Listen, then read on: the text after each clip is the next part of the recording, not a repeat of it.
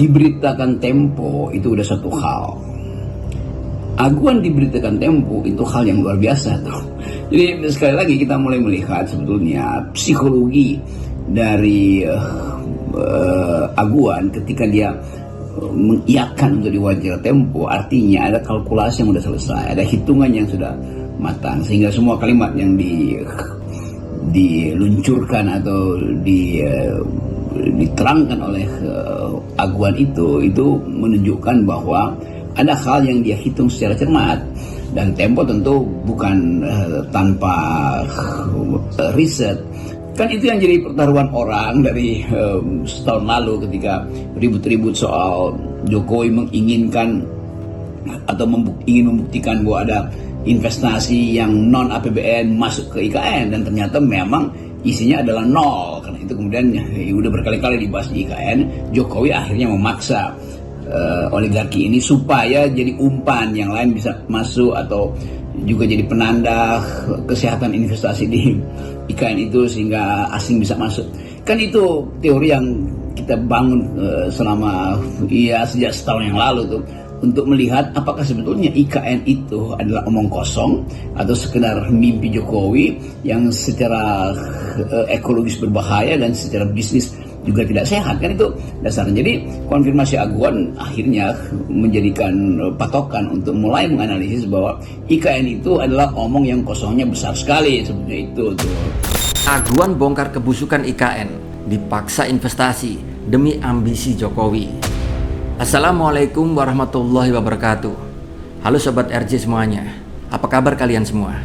Kali ini kita bakal ngebahas sebuah topik yang bikin kepala geleng-geleng sambil garuk-garuk dahi, yaitu proyek Ibu Kota Nusantara alias IKN yang diklaim sebagai kota masa depan ala Jokowi, dan saat ini pun menyisakan polemik yang berkepanjangan. Bayangkan, sebuah kota megah di tengah hutan Kalimantan, gedung-gedung tinggi, jalanan mulus, katanya bakal menjadi pusat pemerintahan yang efektif tanpa macet-macetan kayak di Jakarta. Kita semua tahu, IKN ini adalah sebuah ambisi besar Jokowi yang sama sekali tidak pernah disinggung dalam janji kampanyenya.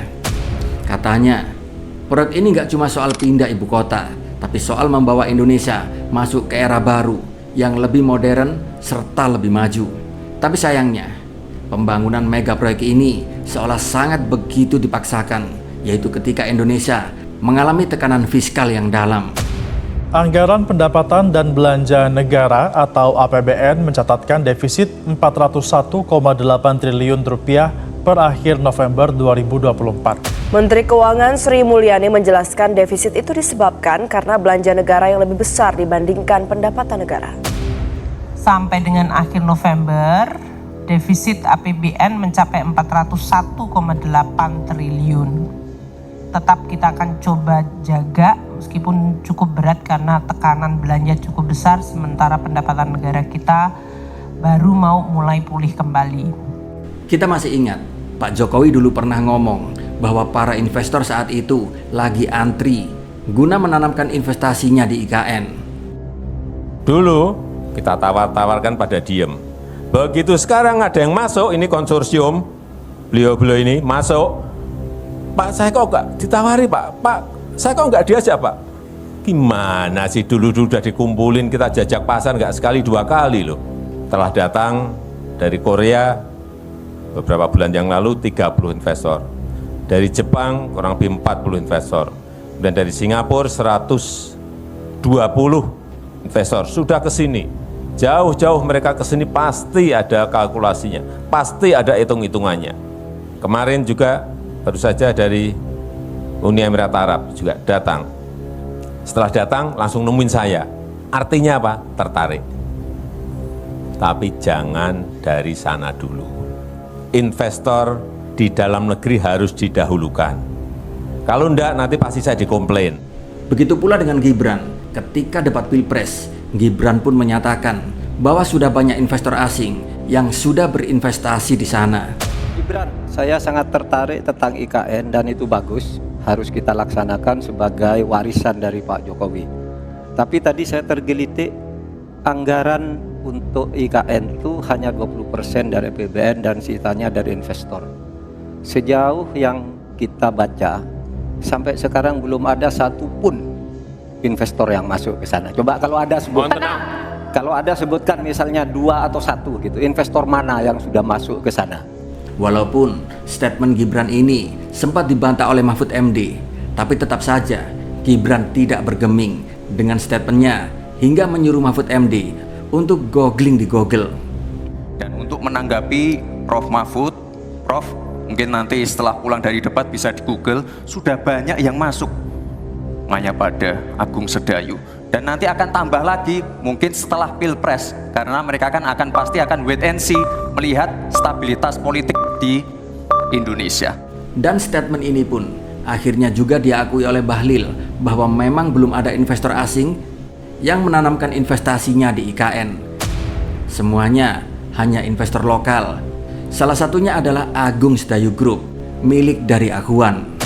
Di tengah kebutuhan anggaran besar untuk IKN, Menteri Investasi dan Kepala BKPM Bahlil Lahadalia mengakui belum ada investor asing yang masuk ke IKN. Investasi yang masuk di IKN sekarang pada tahap pertama itu adalah investasi PMDN semuanya. Belum ada PMA yang melakukan groundbreaking. Kemarin saya baru pulang dari sana, seminggu lalu. Hotel udah hampir jadi, rumah sakit sudah hampir jadi, beberapa gedung-gedung untuk sarana dan prasarana mendasar juga sudah hampir jadi, dan itu adalah investasi semuanya dari dalam negeri. Dan baru-baru ini pun akhirnya semua terkuak dengan jelas dan gamblang bahwa para investor lokal yang berinvestasi di IKN tidak lain karena perintah untuk menyelamatkan wajah Jokowi. Pengakuan mengejutkan ini berasal dari Ahwan, yaitu bos besar dari Agung Sedayu Group yang juga merupakan bos besar dari kelompok Sembilan Naga. Beliau ini adalah salah satu taipan yang tergabung dalam konsorsium Nusantara. Tak tanggung-tanggung, dirinya pun berinvestasi di IKN kurang lebih sekitar 20 triliun rupiah. Intinya Sembilan Naga itu bukan serius untuk melakukan investasi besar-besaran, tapi sekedar ada wujud istana di situ, ada wujud gedung, dijadikan tempat upacara 17 Agustusan. Dan yang paling mengejutkan, investasi tersebut diakui paling enggak bisa menyelamatkan muka Jokowi, supaya enggak dilihat omong-omong doang. Investasi ini dilakukan bukan karena untung besar atau prospek masa depan yang gemilang. Menurut Ahwan, ini hanya perintah untuk menyelamatkan muka presiden. Ini perintah, kami diminta menjaga wajah Presiden Jokowi.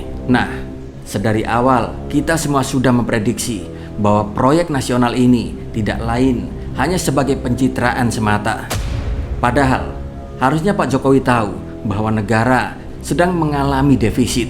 Tapi tetap saja demi ambisi uang negara dihambur-hamburkan, yang hingga Desember 2024 saja proyek IKN ini kabarnya telah menghabiskan anggaran yaitu sebesar 89 triliun rupiah. Dan bila kita ingat janji-janji Pak Jokowi bahwa pembangunan ibu kota negara ini tak akan bebani APBN. Presiden menyatakan proses pemindahan ibu kota negara keluar Pulau Jawa tidak akan membebani anggaran pendapatan dan belanja negara atau APBN. Ya nanti kita sampaikan kalau udah pindah di mana, itu baru ada semuanya, ada kajian sisi anggaran untuk keuangannya, ada semuanya. Jadi itu menurut saya sesuai yang disampaikan kemarin oleh Menteri Keuangan, ya, bisa tidak membebani APBN. Ahwan pun bilang proyek ini babak belur, resikonya tinggi, tapi karena perintah ya harus dikerjakan. Dan yang bikin rakyat tambah bingung, kalau benar-benar menguntungkan, kenapa para investor lokal seolah harus dipaksa serta terpaksa?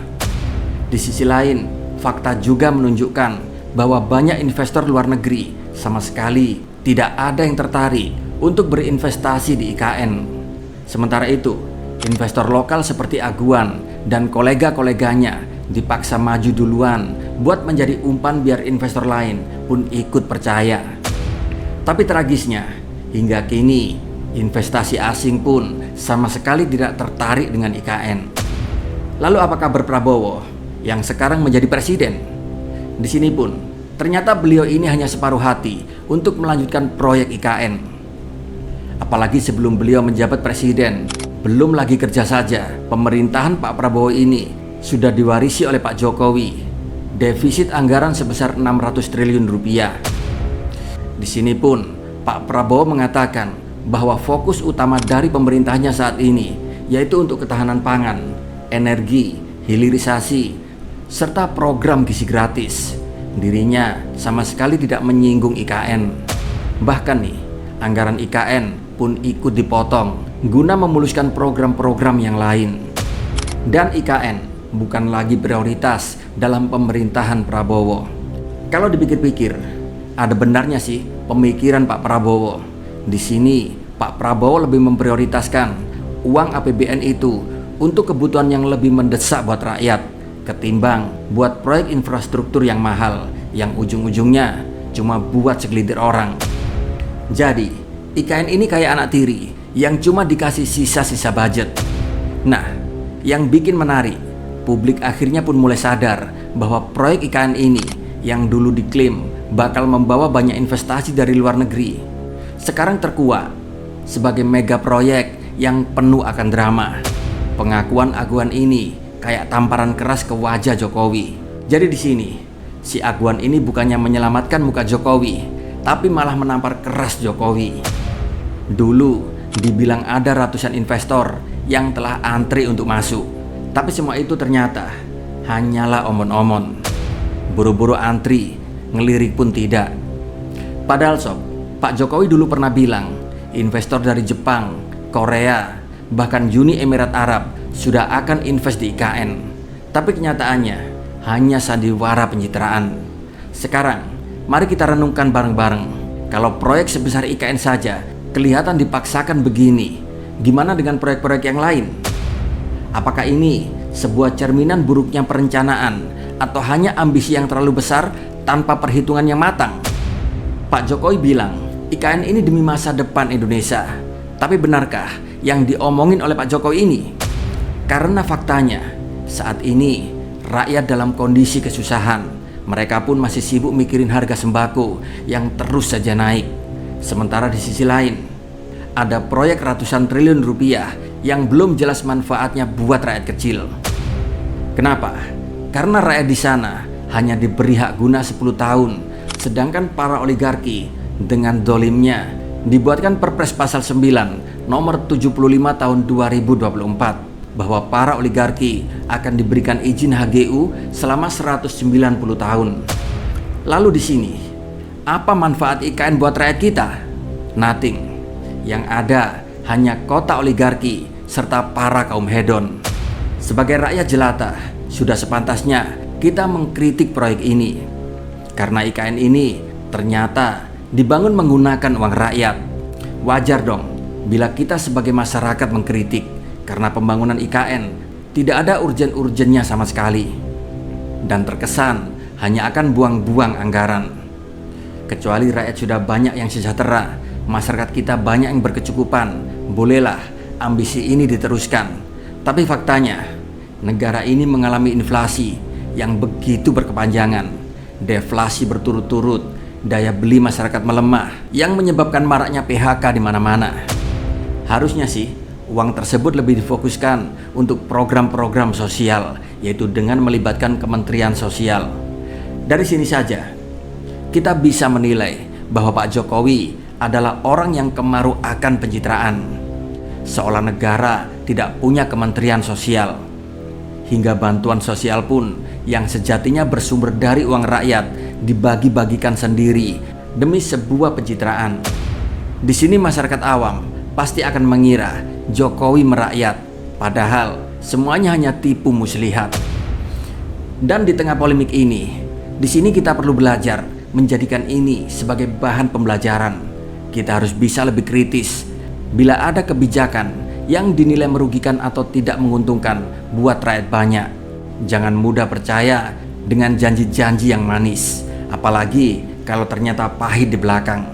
Ingat, kita ini rakyat kecil, sudah cukuplah kita dibodohi selama ini. Dan harapan sebagian rakyat saat ini, semoga Pak Prabowo bisa membuktikan semua omongannya. Di podium, janji-janji dari Pak Prabowo sangat begitu menggelegar bahwa dirinya akan mensejahterakan rakyatnya dan bersiap mati demi rakyatnya. Jadi nih sob, gimana menurut kalian? Apakah IKN ini benar-benar proyek masa depan atau hanya angan-angan yang terlalu mahal? Tulis ya komentar kalian di bawah. Jangan lupa untuk share video ini biar makin banyak yang melek soal isu ini. Sampai jumpa lagi dalam video kami selanjutnya. Wassalamualaikum warahmatullahi wabarakatuh.